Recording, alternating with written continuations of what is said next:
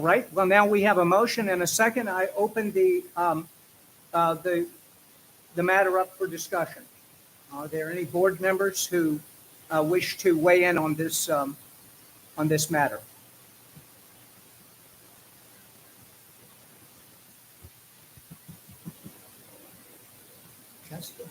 This is Peggy. Okay. Can you hear me? Can you hear me? Yes. Okay. I have I have several questions, and first would be that we've had legal counsel recommend that we not be looking at the informed consent issue. That's one issue. Another issue I have is we do provide immunizations, and I totally am unaware of what those contractual requirements are related to us providing immunizations. Are there contractual requirements regarding informed consent and immunizations? I don't know the answer to those things. So I for one, feel like I need more information. And again, I'm new to the board, and I apologize if I ask too many questions. I did hear Duke say, he said something about we came up with the idea of informed consent. And again, last meeting was my first meeting. So, and my history being on boards is when you're on a board, you function as a board, which means the board collectively is a group. So I again, just asking, was this a collective process amongst the whole board before I became a part of the board? That's one question I have. So again, I have multiple questions, and I did have the concern that legal counsel recommended not to go down this path. Is that the summation of your comments? At this point. Okay, so you asked two questions. One of them is, did we entertain this issue before you became a board member? And thank you for becoming a board member. And indeed, you are fresh to the board. And the short answer to your question is no. We did not put this matter forward as a motion or an overt discussion before you became a board member. So you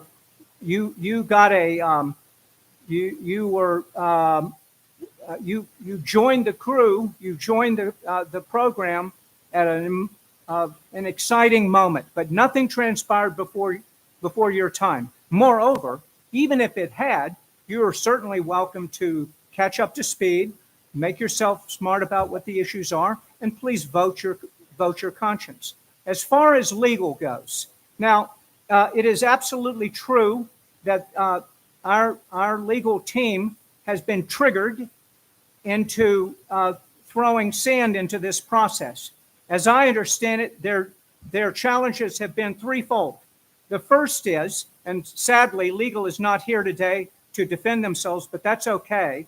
I'll make their point for them, and I'll put their arguments into a way to think about it. Their first point is that if Panhandle Health goes out on a limb and generates informed consent policy, we're setting ourselves up for liability. In other words, we're going to get sued. Now, I practiced medicine over 40 years. It is incomprehensible that a doctor or a healthcare provider is going to get sued for too much informed consent. They get sued for not enough, not too much. Moreover, it's not like Panhandle Health is denying a service. You do know that the state of Louisiana is now denying vaccines. Now, you might, if you're a citizen of Louisiana, make the case, well, you've denied me an essential healthcare service, and my child got sick and they got measles and bad outcome. But we're not denying any service. So one of the tenets of med-mal tort law is you have to show proximal cause of damage. Well, if we're providing the vaccine, that tenet of med-mal liability fails. That's their first argument. Their second argument is that we have not clarified the process. No, we haven't, because we haven't even gotten airspeed. Once we get airspeed and we have something to talk about, namely a subcommittee, then we'll call another meeting and we'll talk about process. So we're not running away from process. We love transparency. I'm going to heap huge praise of transparency on this whole process. But you can't undermine the proposition by saying it doesn't have process until you've had a chance to talk about process. Does that make sense? And the third one is the one from this morning at a 10 a.m. email I received from legal said, you know, it's possible what you're doing is against federal law.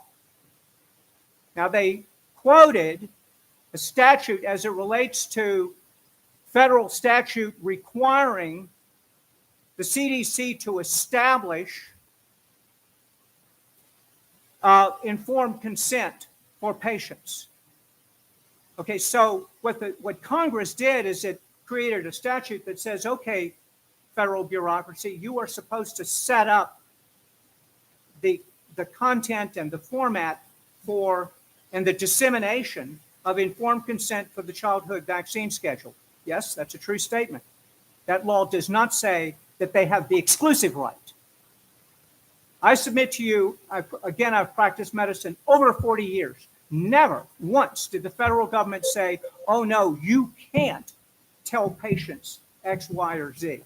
Now, if they're going to make that claim, then the burden of proof is on that law firm to prove that we are forbidden by federal statute for coming up with our own policy. And by the way, it's going to be on their dollar that they come up with that legal brief. If they're going to throw that out as, oh, it's against federal law or might be against federal law, then on your dollar, you prove it. So that's my response to the so-called legal has advised us not to go this way. Those are the three arguments that they have put forward. There may be some others, but I'm here to tell you that, you know, well, I'll say enough. I'm going to stop right